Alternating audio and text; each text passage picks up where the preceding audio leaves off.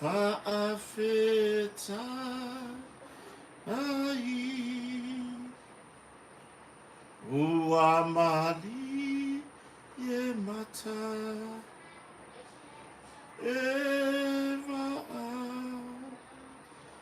ai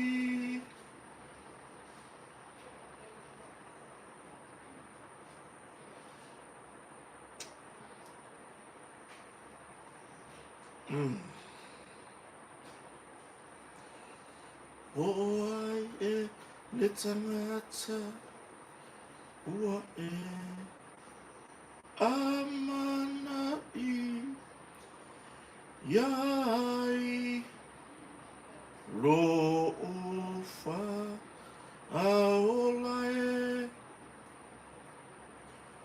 se me a manu hu oe fa'afeta ai Yesu fa'afeta ai fa'afeta ai Yesu fa'afeta ai Soi fomanuia ile fa'afofonta poe se tatou watunu. Ia ile nei foi vaenga o le afiafi. Ia ile tatou savalinga le masina le nei o Januari i lona aso. Luas fulmartasi le nei. Luas fulmartasi o Januari. Ia lua fe luas fulmariono. Lea ua toe se fulma 5 minuta na tale o le itula e iva i samonei. Fafiro e tuiso tatou atunu o mafuta mai lunga tatou YouTube. Amelia Famoana o Peter Brown o Iona Keti. Ta lofa i seo tamaya Iona Keti. Ebo lave ya o sei aute soi fomanuia.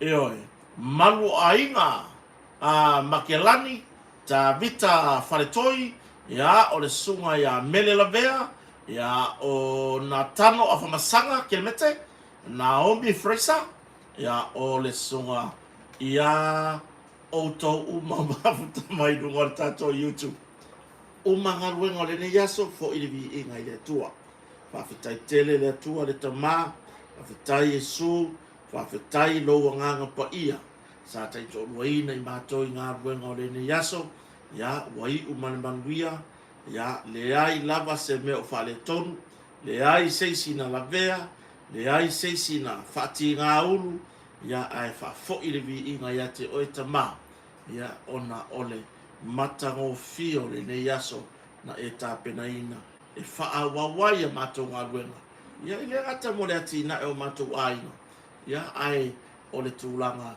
ya inga luenga pe ona masani ai yo ya o tato wa bia mai le ne taimo na fiafi tato apo kala me masan fa maruru atu sio tato watunu ona le tuai fo ona tato talanoa tito lowa so ivo manuia ya le alava la fai matolo lo watu lunga tato YouTube o ale mau fa taile mafuta mai la mafuta mai Aotearoa wai takere o sole e wakai se ase me wakai al wakwa ile vai kaleve yo ya vai fa malo sia tato tutala no foi ne ya fiafi lunga tato YouTube ya o Nessie Antonio so ifomria ya o siua patu ya la mafuta mai Hawaii aloha ya pito vapeti talo falava yo ya ene ne va on fiafi ya Amelia Famoana se paanga yo e fa tali usa fa ka poka la me amba karvan e fa karima Amelia Famoana pe mai tata ya e lungo tato YouTube yo ya o tapu ya la mafuta mai mo mai i Aotearoa yo fa filo i foi se tama ya por tama tu o palmene ya por tama ya tea to ala te peto ya bauti no foto ina la foi fa sanga ila na TV ya masiona fine ya mercy lo fa pe ona la ona tau sia se ta maia o manuia na ya me se so ya marisa ya o lo se ngai male tau veina fo pisinisi I moteri sala fai ya ma no se fo manuia fa tai le tu o tatu ria nei le nei fo ya se fa popo ya so fo mareola ya ele ngatai le o tatu wa mai le afi le nei yo ya mai fi au mga luenga po ala wa nga luenga wa fi au na fai le nei yaso ya fa foi pervi ngai le tu o ma fai ona tato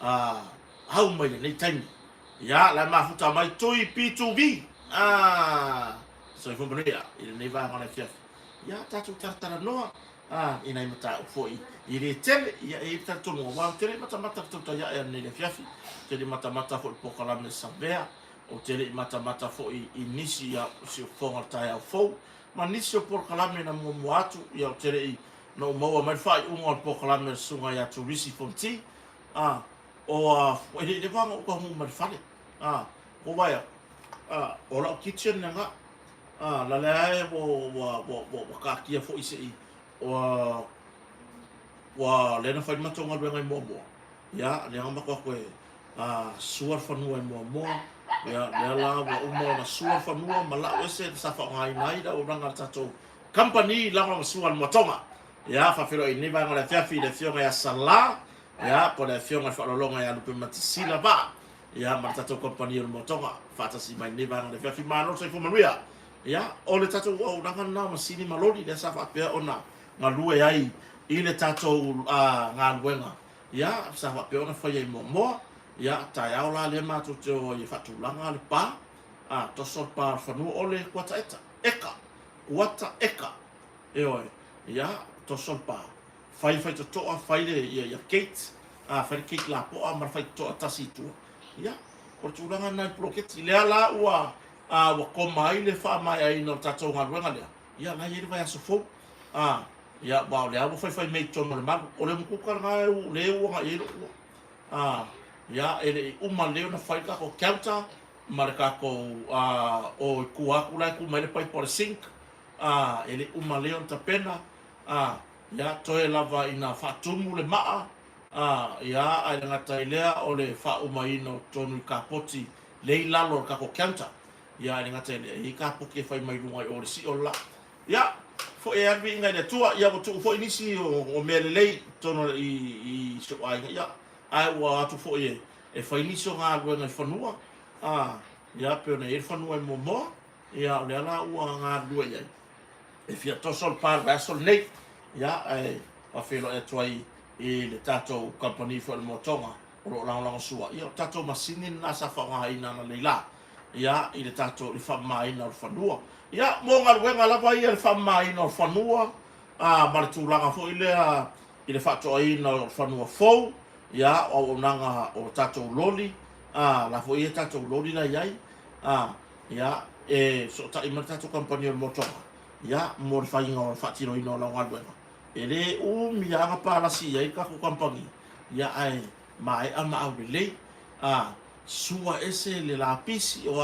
uma ya tulanga pe ona ya ola fa pe ona nga tato company moto ya e pe ona ya ini mato nga benga ile malamana le la fa sai pe le tua ia sa pui lava ya le mato nga benga na le la le semen fa le ton ya pena ye foi se sina afia le soifua ile il fatino alwenga o le pena unasa le uma puta mai yo fa malo fa ftai ya ile tato mtai sini ya ala tatu tartara no fa tai fo ile precise le sunga ya masse just masse ya fai fo ona tu fatasia tatu proclame ya ole wake up le wasau o sawa to lua so fo manuia fa tai mafta mai ne banga la fiafi tartara no le fiafi ya te ro tele ia nisio vai nga wo ye le le fa so nisio proclame na mo watu ya na to fo no fa pe ye tatu proclame ya le vo mafuta mai esta I want tato por kalame ya o ilato umo fata si me no tato YouTube ya o lo que vai a kusopio me ya digo ka o ngoro vai forma e fayo maka oli lua li lua manga ya o leu pena o Susana lui leu mafuta mai ma no fatai o le sunga ya so fatasi Maureen Tufele ya o Lucia Faiwaso fatai mafuta mai oi ya se usa ya moi maunga ko kiki o kai me pokala me moi maunga ale pa faya yo manku o moi maunga manaturele e kapungia a koa ia le tato ofisa wai uma walo ya before manatu le fa ga maka ko studio e fa ya ila po kala ya o le sunga ya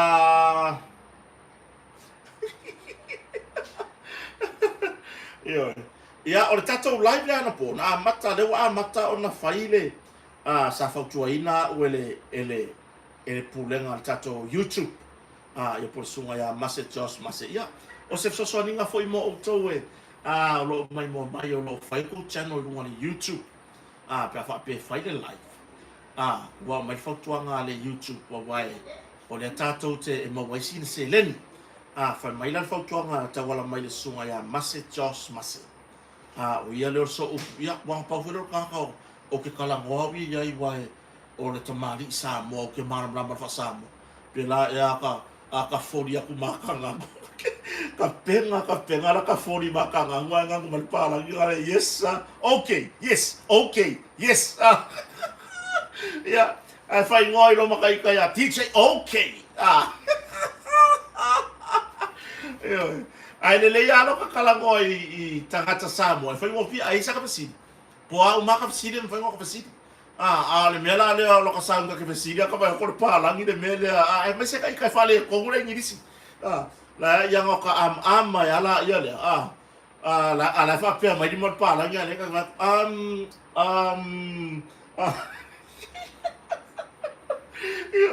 mele ha ngo lo ka fa ma le nga yo alturanga na mo to e fa yo ko YouTube le fa to e te me fa to live ya poi la vai o fa ila channel kai pe ma channel ma mo maunga ya o sunga ya mus ma fa soa ya poi uma e fa ila to poklan va pena fa to mai le so por precise le sunga ya base mai ale live o ka ngola ya le download mai la ka por kala me nga file live ai koi upload mai ale live download ai koi upload to make more viewers ya o ka ngola le fa kai nga por kala me po hit ma kwa hit le me o le au fai umbo ka mai mo inga le live ana po ina ua le tu fata singa I la o YouTube studio o le au fai o la ko sa mai mo inga I lunga o le YouTube paia e laka I le se fulu lima afe I pe le tu fata singa mai la tona mai mo tai mo le live download lo ko upload I lunga la vo de YouTube le langa hit ko kiki ya kusangu melai eo longo winga wa kele mafakupula ia viewers ku fa kasi lola ia le upload le ma le live stream ya makwa maka io ma wo ke e foi la ngiri kala fiola ola YouTube wa punga dunga le ama ku nga kau le yang ya por kala menga nga fayan masina le ya o ngol masinga fo ile le tulanga wa be I fot kero kampangi sa faya mo meo ya se ka ka mai la ile ila o kalafi bo ko vai mer si wor kalafi le ai la lo ai wa o po kala me ya o apo le punga lunga oi punga oso ai lunga le top line ai vai ele ma fainga rich ya o isi la makanga masinga ngi denga le inka ko po kala me ngale ya le me ngale vai makwasa o ngoa I lo ya lo le fa perka ko be anga po ngale punga kwa ida lo I ile maulalo le oso kwa oso dua io I lunga kum ya mole ele fatonu fo isi tatu tunu ya na o se fe soso ninga lela wa Hitler me sa fautua mai ya o karaka ye whenga ruenga i ngei meo YouTube. Yo o lako wa yo le lako makawhai oi o lako me kau IT. O le lako le makawhai oi o lako e. Le o le aise vai pango ele o lako su yo ka ikai. I le ia mase kai mika kanko su ngei mea. Ai nga o lange le o rio ka rosiaka. Pe wha maka ua hits le mea nga whaasingo mai fo i ele. E so upo le tato YouTube. So, o ko fui. Ne se kile mea. Kusala e umaro foi la live lengi. I lunga tato YouTube le to fa fon mai. O kanga lola ia download. Ai koe upload. Kusala ile nga kanga baua ile live la ula porklame. Ai faingo fiela tunu nga so ya ku maua videos. Yo ya na se fa mana twaisi tato tunu. Ya ye ko mga ku mai ka ke fa mo nga man fa makala nga nge me ya ai na ona Faleo'o. Ya mo ko e fai ko live. Download ko upload. Ya to make more revenue. Mo desi masina. Ya ai ole nganga fa fitaya yo Kota mar Faleo'o. Fa kaya ki o ko wanga le. Yo ya ba au ngi o ko manga ko ele o yeso ko sao. Pe ya mo fa ya pe fo na sao. Ora fio nga fa lo longa. Ya lo pe matsila po le fio nga sala. Il tato proclamé na mai era stona ilentene. Ora kulanga fo ile awangi e mango fausi longa ke sausa mo nga sa le mo se kupe fo aka felo ma la fio nga ya lo pe matsila. Vai. Wala vala u maka il ma YouTube. Ika ko YouTube proclamé. Wala vala mai mo ka ko YouTube. Wala vala share, wala vala subscribe ma me pena o lo sao na. Ele o sao ese fia kala. Pe va pe e like ngai wo se e mai lau se full kala le ai. E sao wa senge le mea. E oko mai ai senge ai mankuala. E ala ka punga dunga le revenue o pokalame ngai me se matole no foi samo ai me se le la kalngo ya. O ule mo foi samo. Ele mo foi o sa o le YouTube kai pe o sunga ya mo ma unga mnatu le. Mana isi foi uso la bo sa ala ko no YouTube. O samo se longa ke uia kula se kampangi lea e mo mori fa fe kai le precise le ma fai fo yonga apo aku nga ya lo ma fa nga le nga ko o pepe se tale no musika ya o ma fai fo inga nga fa sa ko maka ika ya mas ya ka por kalame le abaku sa mo ngi wa ma fai nga bo se kupe ya ele nga kala o le fa sa la lu o le YouTube ai ela mai si platform le e ma fai o nga fa sa la o le precise ia por kalame uma Kota mar Faleo'o le akala mo ko i kia yo kai pe fo la pepese la ma fa inga ku ele precise lunga le Spotify la ma fa inga ku o lunga le TikTok la ma fa inga ku o lunga o ai si platform ya le ma sa inga ku o ma ia lunga ia tulang o ko leki mai lo lenga senge mai a oi ele ai ani me ko kai fia kala o mai yo a nga ia ko senge ia e fa puku ya mana ya isi ka revenue e maua a fetaya i to so swani fo yo lo to sao le ia le tua ya ile to wanga le fo i tinga lava no to le lava va fo i fe au manga wenga ai nga te le o to lo fa nga wenga ya ai se malava yo ai se malava ia se taimi to te mai mo ina i por kalame pe te mata mai le taimi le live pe e ke maka mai after po o ale mo so mo ngi kai au po kala kai au po o le vai asofo o le lava kai me ke mai mo mai ka ko por kala ya o le kai mi fore nga o fiki mai sia o me alofa mo le fai por kala ya mala fai por kala uma ya tai pera tu langa na ai pe tu langa na le fam na toto o ngi ku fa pe la kale ya le va ai Kota maru pe ai me se ma o lo isa mo nei la kale ya le va ngai ka ko pa anga ya o nga mo le se ku pe o ma fa na vai ku ya nga ma fo ai malanga mai wala mai mo no por kala me fai masau ya wa fia ga e mai mo mai sa ka ko weva sa fe se ko kala mali ka ko fe loi ma do lima po sa ko waka yo ya nga me si okupe me pa la ngi sa o kwa o yo okupe me pa la ngi ka ko mafkanga ya mal ka ko vale lei di kau fa mga kuai le kau fa pingia se kupe ya pe tu langa na fa filo e so tato wa tunu fa to mo ma tato proclame ya tato no yo wo te ya ne le fe fo le foto au sau sa mo mori na tama finga benga fo Ya, fangu o lelei. Ya, o Susana Lui. Esta, o le sunga ya Armstrong Sini. Uso mascate si. Tole. O peyeri o le foi le kaba pese. Tole Armstrong. Sole. Jo ke foi ya kusole. O peyeri o le ke foi ri ya ala pakieri mama dia. Tato tala no o ka ngola ke la ke fo. Ala le mai lu le poster. Ale. Ya. Se tasi fo o tustala. Whengaruenga fo iso tātou atunu. Ia, whengaruenga tu seala leo i atunu mau. I New Zealand. Ia. O le wingon whamtalanga. Ho ke ia leo soi for the post i runga. Tu lau fo i lea tamata tu stala la tau wai pe ano whaia. Ana po. Sa makwa i pipi i whapenge. Mako mawhakanga i Samoa ki. Ia tamata tu stala masona tō rua. Ia, sa mako. Ia, ai peta. Ina ua...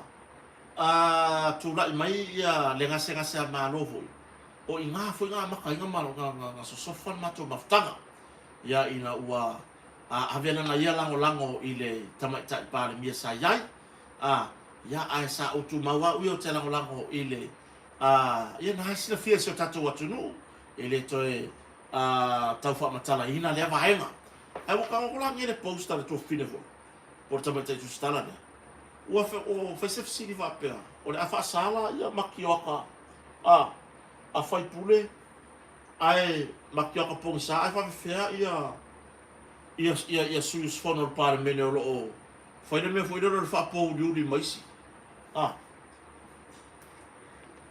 let me check the thing makango wang we mo kalwang wa le foi ngal ni wa makango wang with o mo me ka longa ka makila nga fai mai o la ko fangu ho nga ale wa makanga o nga ko makota ngang ka makila ya le foi le o la ka nga ko ka mak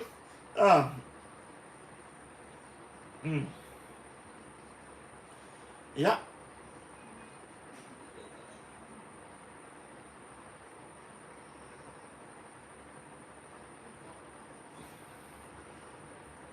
ya ole kuskusinga fa pea a fa sa ya ne pala vale ko ngol parmeke a fa sa makio ka pongsa ai olanga lai pula nga maka i se kasi fai pule po se kasi suyo sfongol parmeke ya olo o fa po riuli mase ko luo sisi ka malo ya ole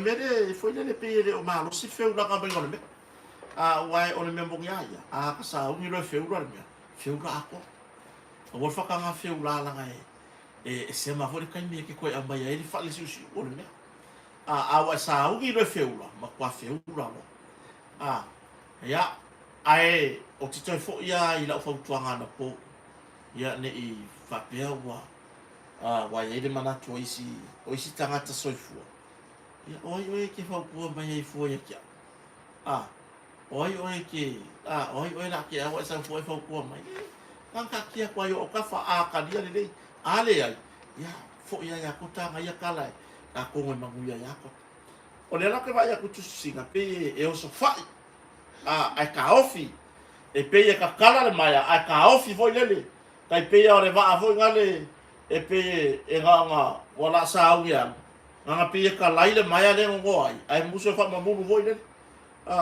ia kai pe fa ale fa sa mo ko ngal mo e uda fa ale me o sa ungi lo fe ulo me kong ia ko mai fa au mai a ko mai o le me mongi nga ai o me le fe ulo fa si me ai ka fio filo o nga me mai mo ko me le pe fo le nga fe ulo me o singa fa si me ai ka fio filo o nga me ia e mai mo kai o le memonia ia tatana no email lo mention i finangalo fo o le fo i citizen Samoa o le memo mo fa yo le ofisiri ngiar fa sal pala wale te siri ngiar fa yo maka pongsa e atangia i le media e pe fo le pala wale ka kon pale mege kama fa ya le maka pongsa pai mala fai kanga onga lele ala ngai le lo le fo fe kala yo le ase me va pe mal melia ele o se mata upu tau i le pale mele leo ele o se maka a faye ke lo ma fainga se ilonga e ui maka upu le ile official le e ui ma yai se mata upu nga pe waru ka malo e onga le ko wale fa po luri ma se fai pure po se suis fon ya makura ya na makura ya le pa pa pe le wa yo ma alu la fa alu kangi o alu ko le kanga le fa alu kangi o o nga fai lo le modia nga ave mo fa mo sidonga fualo e man nga yo ina ale fon te talai e oi fualo e man nga yo ina fon te talai ya ai ole kulanga ia ile fai o ia ko nga me fa pe se ole mga obiangi me feula a mai fafo le mga obiangi me feula a mai fafo ya ole mata upu ka ko se mai le man nga post man nga bia ole sim ta upu le fitan no ya ole mata upu le na malanga mai ya to no man tar no ini so proclame na mo atu ole mata upu le na malanga mai ia le tu malo fa sare le anga numero lua ya e fe lo i mala fionga le di pale mia ile autu o sabani ele manga o ya sekati ele manga o ya ya ile o ile sofa matai ele manga o ya mangele sekati fiawi e avea matai tai fono ole proketi ole 2 milion ya o kele ya inga fina ngalo ia ole tu malo fa sale le anga numero lua wae a faye fia mo ore ku malo a kasi le pasi ngo mai e ro tato nunga ele ole ku malo a kone yo ya ta tia na va ngo te fita no ya ai o ke kala ngoa i to finga ole to finga ole tai fono ole proketi 2 milion ele o se ko finga le ku malo de la fama ngoa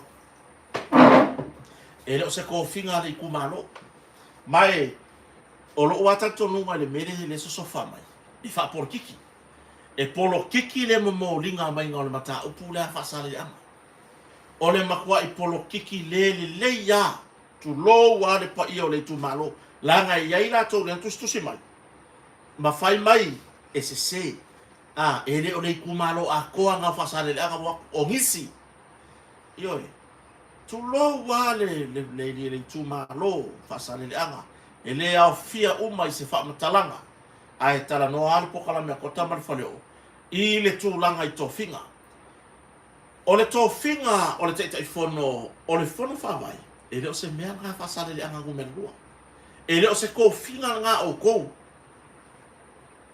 ko kere i whaia se whiriwhiringa o ko finga ngā e oi pe ko kere manga ngā o la iai e pule le malo la o le malo e onga le apangoa ai o le mai tau atu e o le kulanga hoi lele e pei e malama ai le fia malama ioi tu lou le pa io ne tu malo ia ne i o tau mai tau hoi lele po le ale mātou fe au mātou te tara na tala noa toi fua e anga wha apeo se mea pa kingo oko wele lei fa wele yo ofo ye se kala Kota ia malana por kala me o le Faleo'o ai ba ai o le fai ngā mālo le ngei e kulai mai o le fai ngā mālo a Kota malana Faleo'o ngā la lango o iai o ko finga foi lana ngei ka fai fa marama e le o se ko finga fa sale le anga ngumena lua o le mea moni le na mei so masi va tai mafta mai e le o se ko finga e oi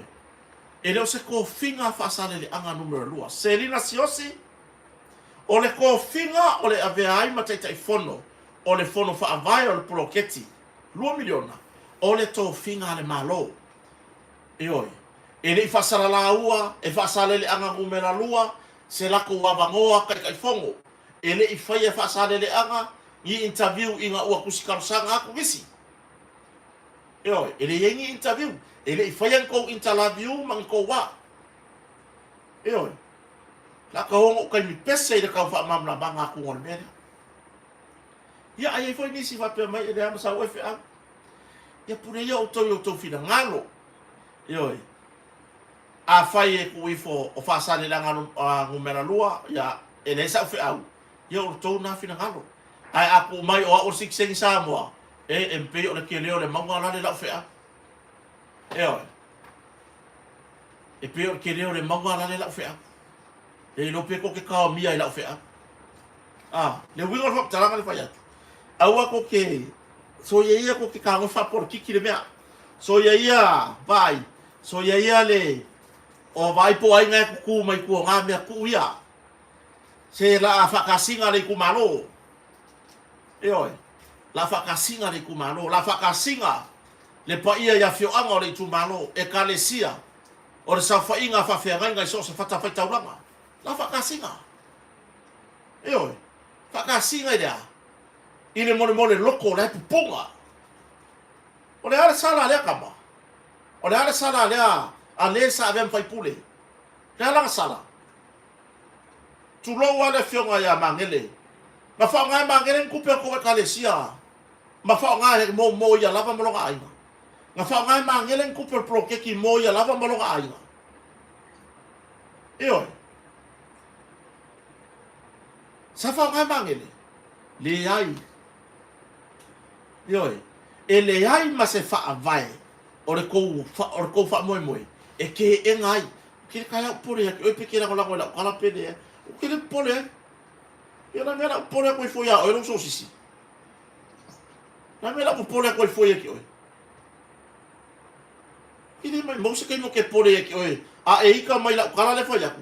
Ele mai maua. E o ase senge o la ngai le mai maua ke pole ko foi. A re ko kala ngoi me sa. Awar fa por kikia le mea. E oi, au Christina, awar fa por kikia. Awar e mayar por kikia ngingi i le mea. E oi, e le fe kawi. Ore ko finga or kai fongo, ore ko finga le malo. Nga fa sala laua vangoa.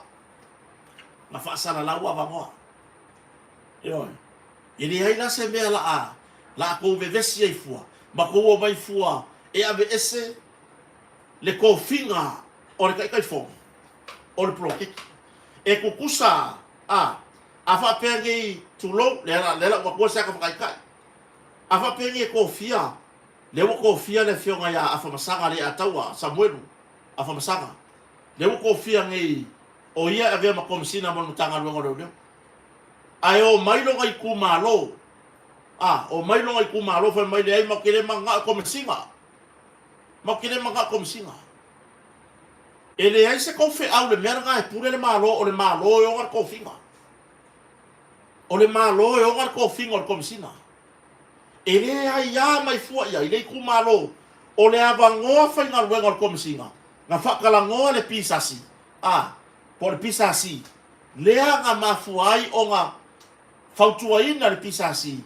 Le kapeneta ko fia le atawa ko ai lava le botato mai ya komsina le tu mamtanga fai mak fai ka tu lo foi le fionga ya le atawa samudo komsanga le o mai fai mak fai ka ile mele ka ko fe fa mal malama ele ma fai la ngo mai ku malo po fele ku malo o le ala lai ya le atawa samudo komsanga ele ma fango mai ku malo fai mai ma ko kere manga ya samur ave ma kom singon kanga lo leo e kasiar kala malo vai ko fa sanga men ko mai ma ko ola ya se ko ke ya fa balea o kala ngal malo fa ya ku wisul be ku yai se me ye significa me ma o ngai yo o significa me ma o ngai ai no significa me tua ya tulo yo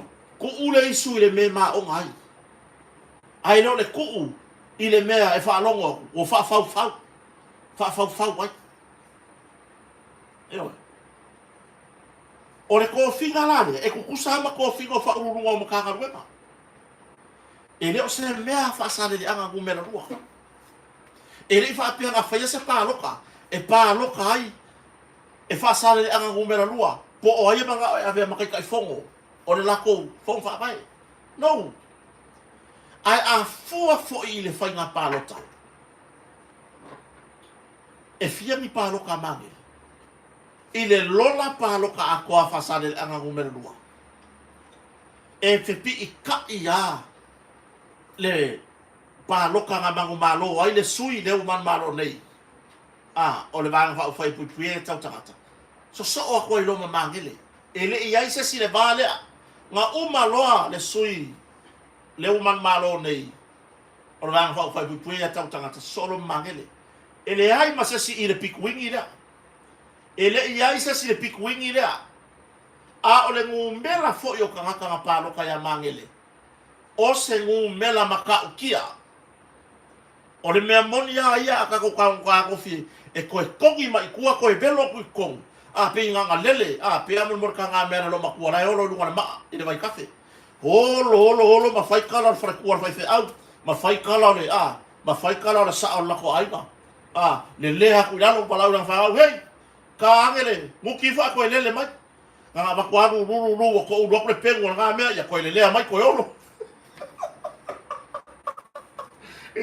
Nga va kwa lu ya wal wakule pengu nga pi ya mai ko lele mai le va ka kwa ya ngale ya sapo hanu le yo e fa pe ngale so ifwa ngi ka ngo fila lele mai ko velo kong wala ki de mang malo le suide nga mang malo ngi fa sa le la ngumel lu fe pi ka ya paro yo no winga a fuala yai ile fa pe mai o le tu malo le no mai.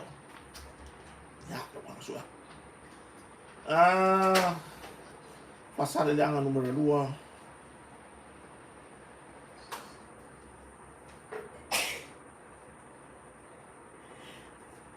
Ya. Fuala ya.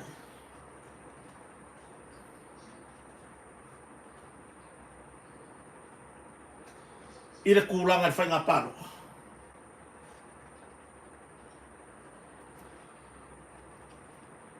Aso tolo setema le ngari poki ai le fenga palo ka aso kolo setema lua fe lu suma le lua ba e lua centenary sa mau ono se lau fitu suma valu an palota le ke la ua va ele ngi meo o ngi ele ngi kala faku meo ke vakua mangele se kati fiaui ono se lau se fulu minus from ba e lua centenary sa mau 678 so Rono winga, e ono se full wono. Palota na manu malo ai. Le soi manu malo. Ile sunga ya mangele se katifiawi. E ono se full wono. Aka ko fo se sifa makalanga. Ongo se lau se fulu kanga ko le kumalo sala lango ya mangele. Sala ngolango ya mangele. Lono winga I lo utartonua. E whainga kāngo whaiaku. E sa o le mele o le kumalo a kore ngau mai anga leina. E whainga kā. Langa anga whaapea. Nga o se kon se furu palo ka. A mangele nga maua le whainga palo ka le ngau makungi. Whangua o whaiaku.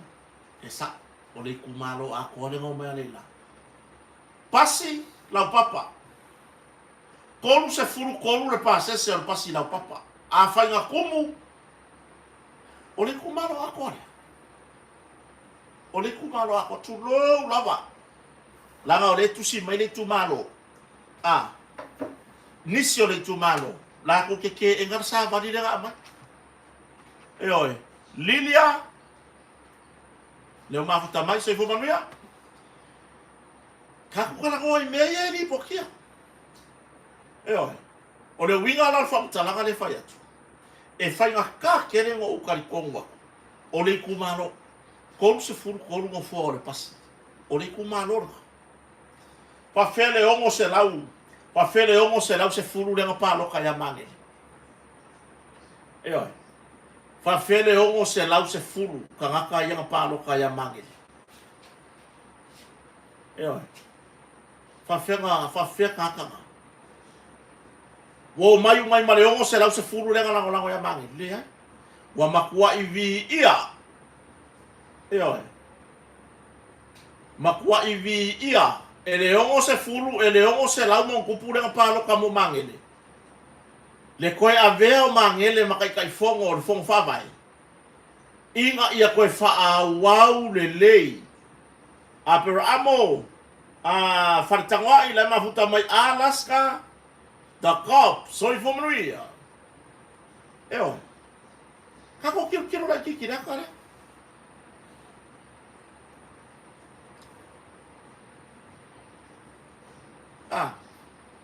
Ono se lau fitu sfuru fitu sfuru ono se lau fitu sfuru pa lota ale sui o le vang fa ufai pui puia aya tau tangata ya porsunga ya vai lua centenary sa mau mangele se kati fiaui ono se lau sfuru ono winga e ono se furu ma le valu pa lota na ese ai na manu malo ai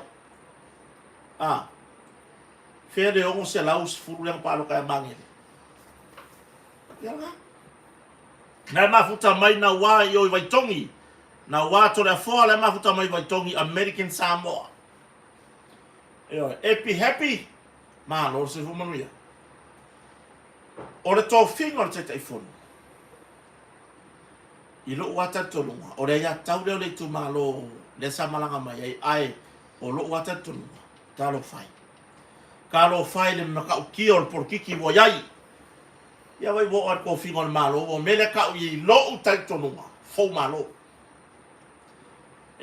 o le fai unga ale malo uma fata noanga le official ile vai ngol pisasi o ava no te telefono o fon fa vai uma ave se o te vai atu ya te la tolele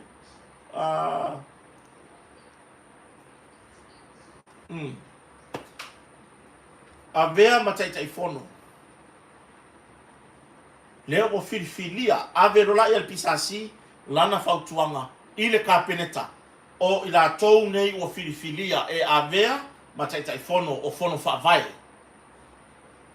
yala amailo lunga kapeneta ma fai la to fai uma dia la mero we o fo wa fo vai o le mea mua lo ke lo ale kupu le mele o le va ai va pela kiki e ale sunga ya mangile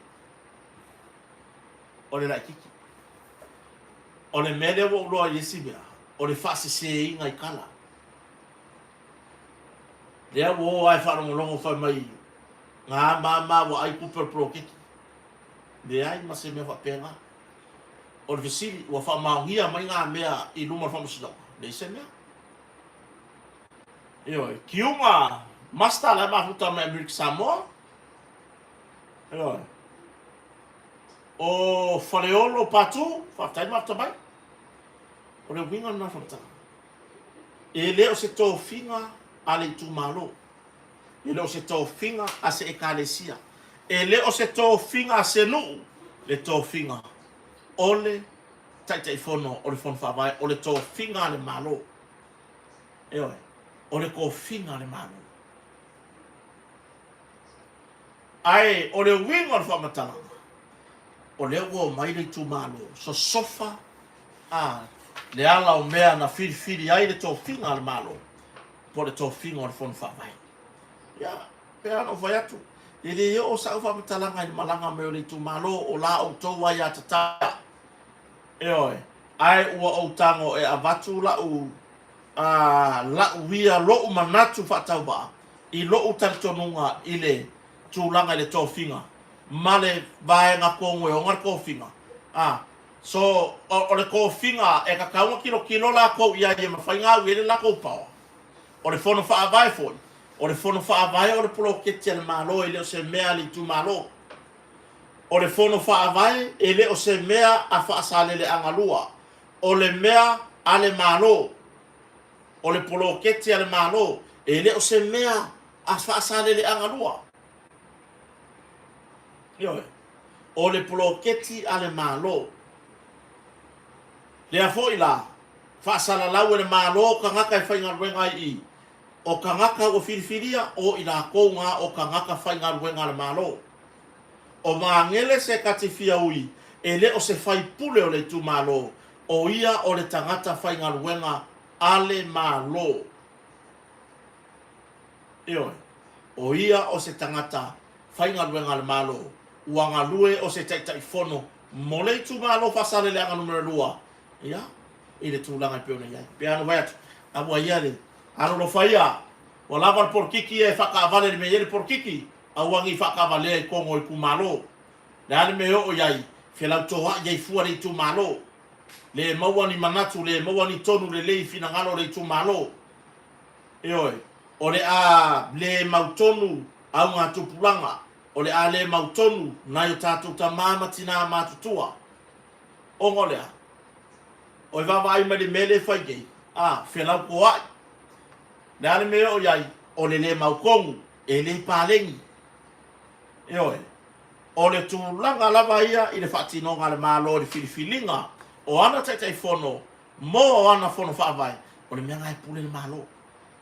Eoi. Pule le mālo. Ai awar whakamwhai e whakaavale akul poro kiki. Ai kau mawhai inga e so sofa ai le tō whinga le mālo. Mai i lo wata tonunga. O le ploketi ai ar whatua tue le tu sa mo utasi. E le lei whaatino. E le vaenga whaupu whai. Eoi. Ia, o le tūlanga le nā. Eoi. O le tūlanga le nā. Auane o tātou manatu. Anga o mai fo yale si vaenga whaupu whai ia. Lena fora fola la tau. Lena fora fola la tau fora folanga. Eo mai ai pule la kou. E fiu wala le lau le mali atoa tue tau mwhai atu le tua ngai pean whaapea.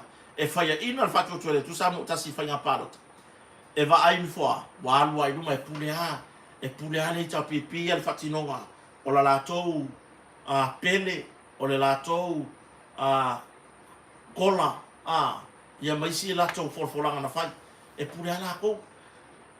E fiu fo ia la le tua ngai se tua ngai tau whai atu. E pule ha la kou. Ia so ia o sa ia. O sa ia. Talia tō whinga. Ai ang ko uso e whaingi i ati na e mo tau a inga o le lei. Ngai ror ko uso mai fuai a pia e whatasina o tau tangata. O tau wari ma whai puri o lo tau sia si o tato i tu mano o whasare le anga numero 2. Ang ko uso e whaingi a ko maumanga. Pia ko ke uso ang ko ke ingo awan ma ke ki sale rolonga ma. Ma e vai ma whai tala mani e. Io, e naka mo tele sara whai e se tō telo i la tō la whai tala mani e. Ia aore ko uso mai le ia pia nei, tu mua nei. Ma le wha moe moe e so sofa. Tō whinga wa uma ona pāsia ka peneta. Ma wa uma foi ona wha i loa le malo. Ia o mea nai alo whātuai. I sa reta tauna tupu le mea. Ia.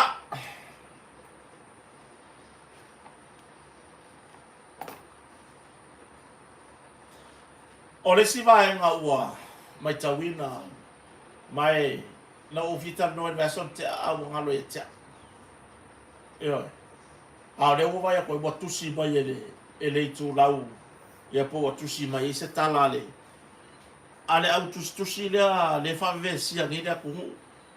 Ia. I mo me o tai fauta alo le taulanga o fatu pula ia. Lai ai le vaenga le tato tanga rengo malo e fai ngo le top management.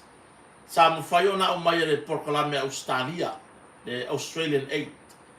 Ia le proclame le e fai ti ai le mo tai fauta alo i taulanga. Io. Fai ti ai tai fauta alo i taulanga. O le winga famtaranga. Na o mai le proclame le fatu la i tono tanga rengo malo, manganu due i malo. Au mai foi Australia le tele o pa. Au mai e pu e tai fau nei ma ave le no fuanga fa pitoa sa ave yai. Na mena tupu. Ia. Ele ma fai foi ona la lango le atu no ule na tai. Eo.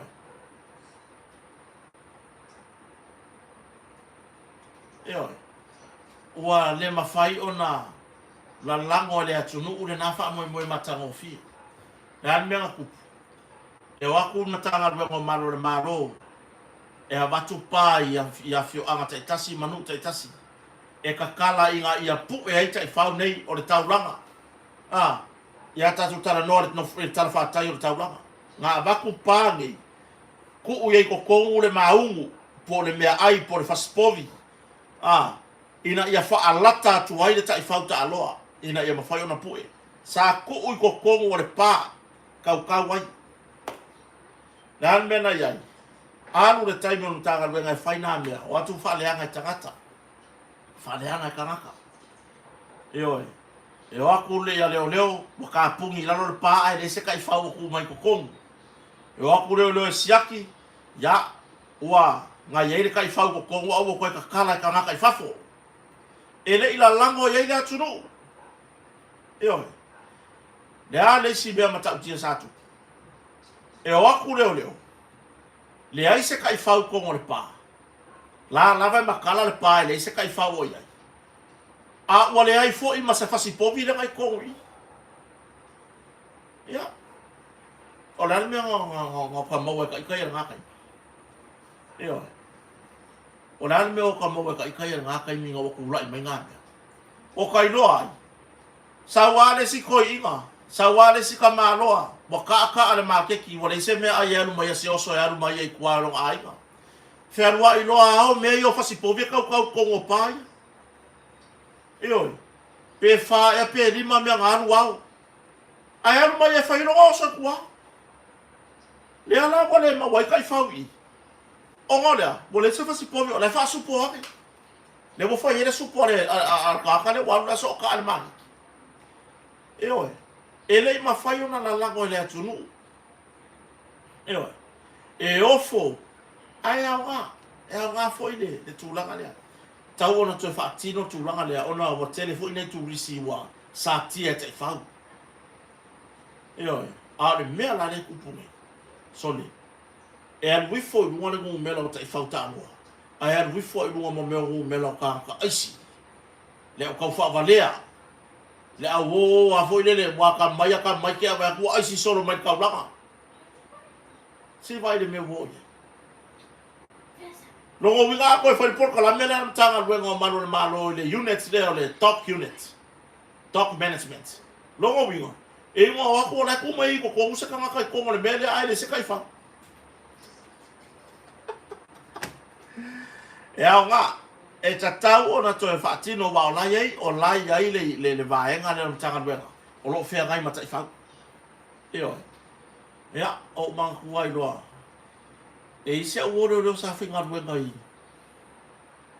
i le vaenga ko ngale e rifo la se o le bako i nga avanga fai o ma ke ki aso la ko ma ga vai fo rifo lo ya la voi lo o ma mako ele mako awi o avasamo ole malo le finga wenga le vaenga e kai fa ya rifo lo maskama sa va ko di wa ma ba ya fa ku di malo mako ingore ole avasamo ya so mayam kala mai au ye ngai ku le malu i lau sunga le malu le malo ya po lau sunga lo pule mai le kero e le aku le mea so le pie me ia skama le a o nga opu e wo me ia foi le o ia le pule o mai le io o ia lo wa ia kai fau so au le winga fa matala o la yai o la yeri ka ko vai ngale top management ya ai mana ya to e no fiona komsina marta tu tanga luega ya se jo tanga i foi sa o kele kai fa ka lo kele mar ka fa valea le ka lo wa kele male au a isi solo ka ka mawa ma ku le pare yo ya reportia ile so wa faya mo lianga ya fa sanga fo i tai i tu ngai ya po le tai i va fa fa i pu ya tau tangata le hero pp ya le sunga ya tu le pasa ile le maria le oi yo o le son na file sa va pe ona a tu sa o se fide ngalo le fon feta lai ile tai le tu ngai ya tu sai fo yo ni tu mangianga ya e ala lava ni fa sala lau ngai lunga o pe ta fa ilangi ya e fa tanga ile fon feta lai ya upu ho ia tau fai o le tau fa leanga e fa nga ai lunga o pe ta fa ilangi ya po tu langa fo ile ai masini fa ni ona po ya ai o le so le wa reportia sa va pe ona mo lia i lo le sunga ya tu le pasa ile le mali le ngoi i mo lianga o le tau fa leanga ma mo lianga o le fa pisa o i lunga o pe ta fa ilangi e pe ona fa ulu ai e minstawa onga le fionga ya Alec ke Roma ai ono Alec ke Roma ya se tangi ni mtanga longo malo ya ma ufa ma ni mai el komsina le tu ma mo mtanga longo ya wa whaiai mō rianga e whaasanga ia i le taitai o le tuangai po le sunga e tūle epa. Ia te tala i tua le taitai o le tuangai ia tari ai le aso tūla e luma whamusinonga le aso rusu marwha o le masina o February, le masina fōu. Ia i luma whamusinonga whaitu malo e tali i o mō rianga, e tali i ona mō rianga e pei ona mō riai i le tangi na whaaulu e le sunga le li minsta. Po le whionga minsta ia ai ono ele ke Roma. Pau ngā kari lenga li pokia mai ma whaamaungia mai ele a whionga i le komisina po le whionga ia le a taua Samuel o Fumasanga. Ai oso mai le kuskusinga ne musi pepa whaavevesi ia po le vaenga a le oso vale. O le up oso vale. Samoa oso vale. Ia, wai, o le mera ngā rena ie. O le ngora ngā wo karikongo ie wha ingo ai. Oso mai kuskusi ngā re Samoa oso vale. Whai mai. La fu wai fui makangi ala auri e loka ia tui epa. E oi. Le ai ma se mea wha pe ngā wha maungia mai e komisina. O le oso vale lea. Po le Samoa oso vale. Ma le la kuskusi ngā. Se karosia ai o mare fia kausanga ele ko kala o ko pale mia ko ke okni fonkanga e oi te vai ai o facility foi o ai nga liki mai ele ko information nga o ai nga mai ele ko information o tatau lava to low le fionga taitai le fionga la o del mania toa e oi ai fa pe fa fonga mai po ai lava na yo naro po ai lava wa kamo fese kangi mo kaunga se kangi vasanga pa ai po ai ku sikala lea fai ele kangi o defamation lea me le kau fa lea e oi ai le wingo la kala e le foi le pe va ver americano ngai lore ke o fe kaui ma se si foi le ele o fie e po e se si o le mele wa ele kuskusinga sa mo so vale o le makua i maka uki ara kau fa lea ia le fo mo kusi mai fa mai we makangi ala auri e fa sanga ya tuile epa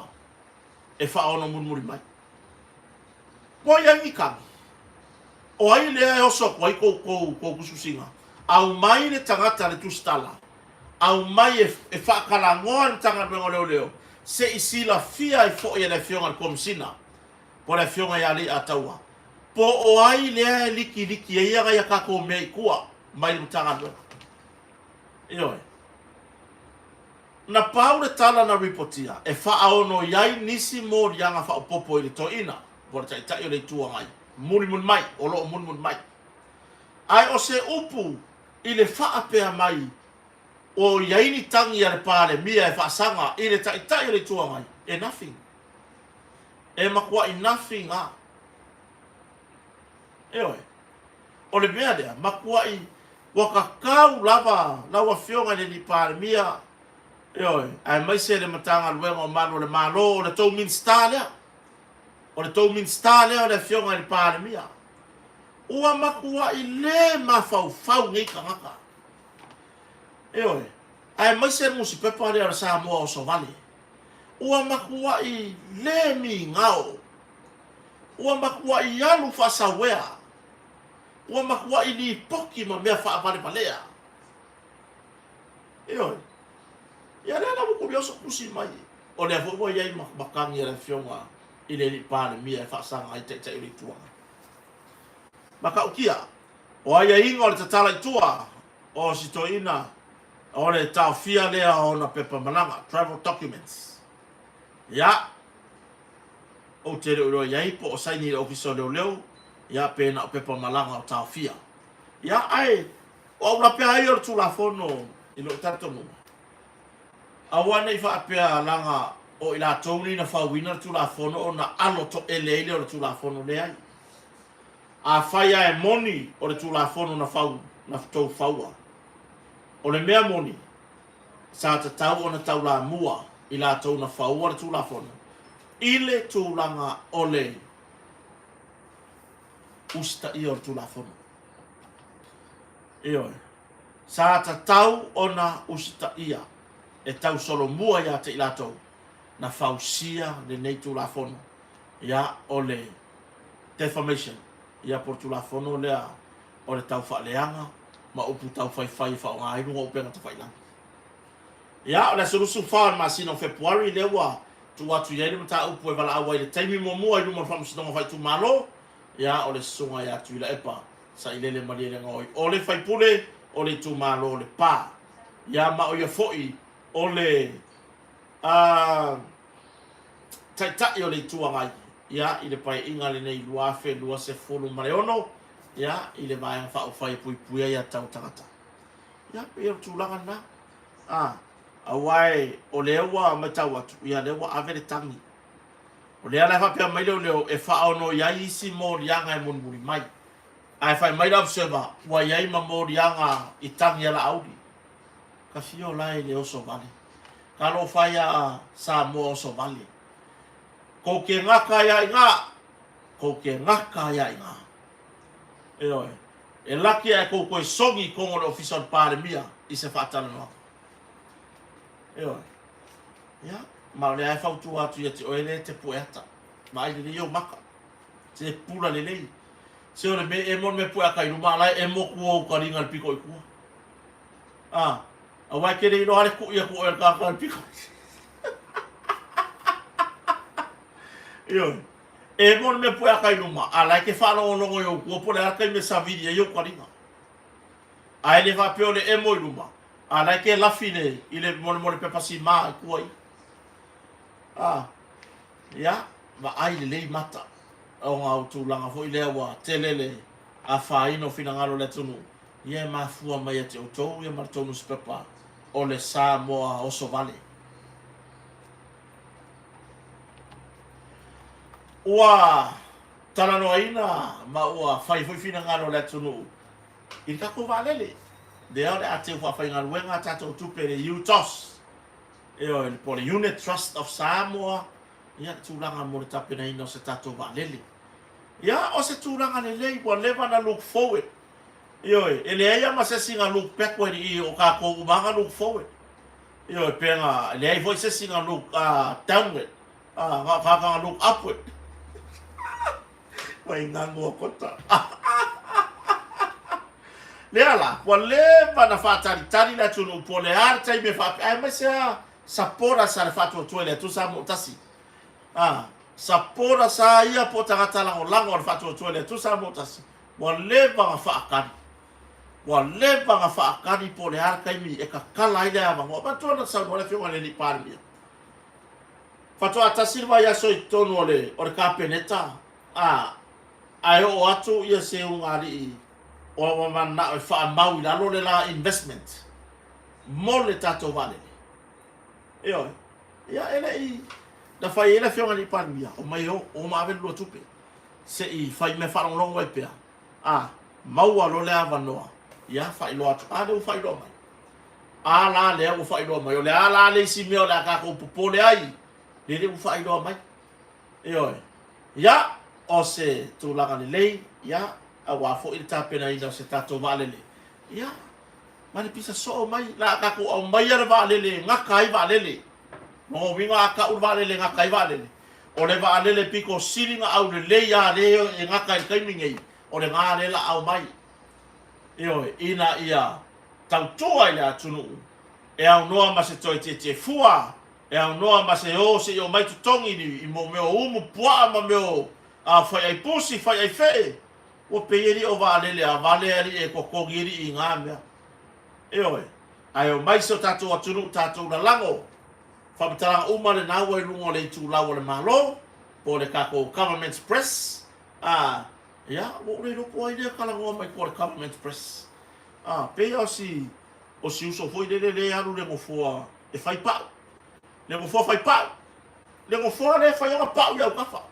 Pei o si uso ngā le ova ia ne le tatou le tūlanga i le tātou i tūlau lea so upu man malo. O le winga la whamtalanga. Lea wa mai whaalawa i tele, e kako ngānduero, kako i alo iai. Kako i alo iai. Oe lea e te isa mo nei e tele malanga ia turunga mau, ai wa lewa na e look forward. Ai me se tātou sapora sa le vāanga whaupwhai whatua tuele, tu sa motas. Whai o leke ngei e kere i malanga. O lewa e ngau le mele, e pōmu lo masau investment. Si dia ko kako investment ne ka ave de tos fa fa ngal wema mo stato vale ngai lole au kau fa vale ye lungo kako YouTube malungo tato a Facebook wa kele kau fa vale wa kele le au kau fa se scammers i lungo pe ta fa ilang ma uanga wa ya tu pe na tunu wa nga wa tu pe isi o le mene ngai o le se ekia le malu o le kai kai au o le se ekia i le malu o le kai kai au e la so nga mako o mala fa malu ko lo makfa ka se la ko moa kilo le mako ai ngai le i le mo le sign board fo i le la fa la wi lo mai ia me ai o fa ai ngana no ono so mako wa ko mala fa me fa ka ai o mai fa me lo ko di ten mako se ekia mami le akari Lada wala kala. Ko se kia ya mami daka. Ka ko lada wala kala. Akilo le nuai ole o ka se la po opraka. Fia ore fa ka mo chicken praka hoiden. Sole. Ai mai. E kele la mo ko le. A le praka le fa la wino nuai. O ya wo sole. Wo pe yeri o kele ole entrance la le mala vale. Awa ka ko se kia yaka. O le fautua, awa ngi ko se kia yaka. Awa le wako wogi. Nga ko kawa kwa yo waka i lunga le. O investment ia kau wha valea. Anu lo marko la fukupe. Ma fu ila ngangu mai. Lewo fa yaku. Awa ngi ko se kia. O a ukire ngangu. O ukire. O wene masa ngangu. O lea. O kire ilo a ngangu. Eoi. O kire ilo a ngangu. Au le winga al whakataranga. Au wangi o se kia ko ke vai ko le waka la mai lunga investment la. Ka ke iala ia ko se kia fa pe mo i ka ko la o ire i kota. Ni ki o a mo mai ku pe kota le ai le o fa tu no. Au wangi o se kia. O wangi kilo le po le ale me nga nga mai ai ngai ku la. Fa tu waka. Poloka. Le ala storyteller. Lea la wakakala mai kako investments tatou e fia lango mo tatou mafau mo tatou valele UTOS Unit Trust of Samoa ya po ole vaenga le avela usele ne investi ya e ko ese se akudisi ka usanga mo manga ya simera wa ya so ya fo i fa yo ya me investi ma mai kuwa awa ngai faya nga mea ai mo o tau lo tau muri pele o tau fa valea i lungo pe tfai lang le wo tu ala lo atu o ese mai ngaka o ese mai ngaka le ya ole tu langa muri o te fitano le vefini sorry tu lo la vale fionga le li pale mia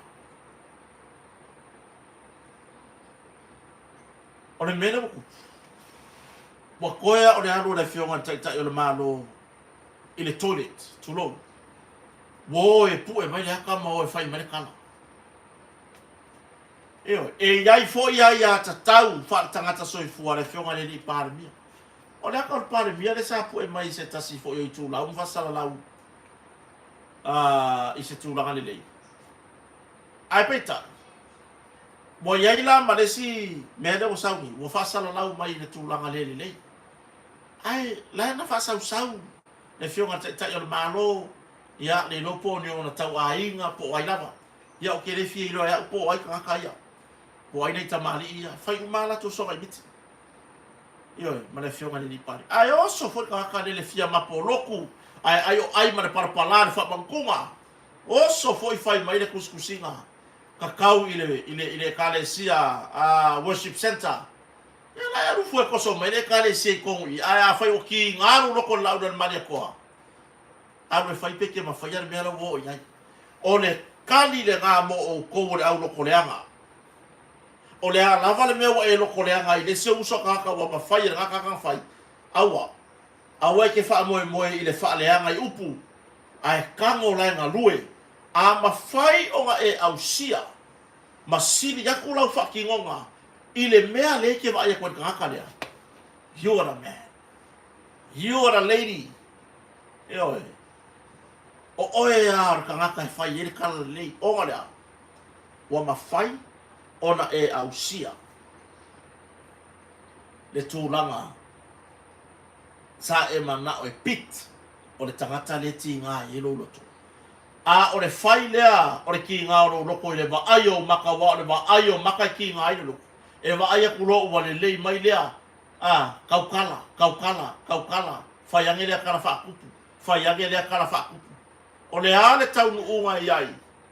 O le ale taunu unga e o iai. E ke whaavavaua o e o ongo. Ma le tūlanga lea i le whai o tala. Ai a e kau ma whai rola i ke ngā lue i le mea le ki ngā iroro. O le ale me ke ngā lue ai. Whai se ngā ruenga i ngā ia e ausia. Le mea lea ua ma whai ai lea kangaka. A e ausia la le mea ngā. Ia, waifi. Uma upu, uma kala, uma mpese. Uma markakalo. Eoi, uma mare mea ai. Ka kuka ate. Ai aua e te whaia se tala. Ia lewa kanga koso, mai le kare sia fo inibi o lo i tai songi. Lewa kanga koso mai ko konga conversation nea, ma le tūlanga i fe upua inga ia u whai nei. Talu ai, lo wha vale valea. Anga le ia lo wha vale valea. E whai mo fia o nga e lo se mea. Eoi. Te wā iai le lalo langi le ngewo kako iai. Pu e mai ata le lau le mai topo le whionga le ni pale mia manisi. Whaari o lato pui manawa ia whaari o lato pea. Eoi. Ai oso koso mai le kare sia i kokongu. Ie ai valea. Anga i le kau kala ai le iloa le lalo langi ke wha vale valea. Eoi. A le me whaira kala, o le sau i le mo le fake page. Awai ke e wana uku poko le maka o le isi tangata. Ai wa ai oi po le lei lau sila sila. Wa ai pere o wha lava se lua le vanu i lupa o lo maka. Awai ke koe kau kala wha pe ngā. E oi. A iai le mea o ti ngā ilo uloto lo wai atu wa e ane le tangata ngā lue la oe. E ke ngā lue i ngā ia e ausia. Eo, le tūlanga i pe ona iai. Ai rore kau kala, kau whaaleanga, loko leanga, kau whaasese. Eo, e le. Eo, pēra tūlanga na. E le tai ona pāleni, lo tau mwhai e toso mai fua se si whalapa putonga. I se mea o tala no ai se stara. Ya o e ke lafi mai. O ya o e ke lafi mai ai. Ya la e me kau kala mo ku pe afa ya lafi. Afa ile ma fa ya sa ke face ma ka mai mo kai. Mai mo kai me loki. Aru e malo lo le le me ngalo itinga. Ai ro sa u ka mo fai foi le fai mai au si o ma. Mai mo kai ile fe va u e la sky. La sky di me ka o sky di fa valea. Oi, lau skai di whaamar malea. Ngā lue, ina ia le leiro roto. Ngā lue, ina ia whaatu mawina, masa o loto se anganga o se tangata, ua sao mai i tala o le loto le anga ma tala o tau whai. Oi, o le tātou tala noanga nai nei a whiawhi.